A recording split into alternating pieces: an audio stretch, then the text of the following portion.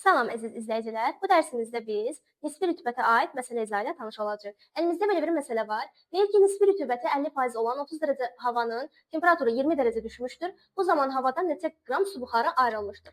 Deməli biz bilməliyik ki, öncəliklə havada neçə qram su buxarı var idi? Nisbi rütubət 50% idi və temperatur isə 30 dərəcə idi. 30 dərəcə temperaturda 1 metr kub havada nə qədər su buxarı olur? Maksimum nə qədərdir 30 dərəcədə? Əlbəttə ki, 30 qram. Deməli 30 qram nədir? 100%dir. Düzdür? Bizə nə lazımdır? 50% tapmaq. 50%də nə qədər olacaq? 15 qram.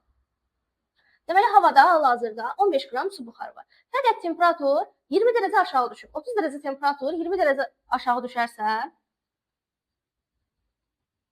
10 dərəcə qalacaq geriyə. 10 dərəcə temperaturda maksimum neçə qram su buxarı ola bilər? Bunu bilirik ki, 10 dərəcə Selsi temperaturda maksimum, yəni 100% nə qədərdir? 9 qram. Yəni 9 qramdan çox su saxlaya bilməz. Amma halbuki havada 15 qram su var idi. Deməli bunun nə qədər hissəsi ayrılacaq? Deməli havadan 6 qram su buxarı ayrılacaq. İzlədiyiniz üçün təşəkkür edirəm.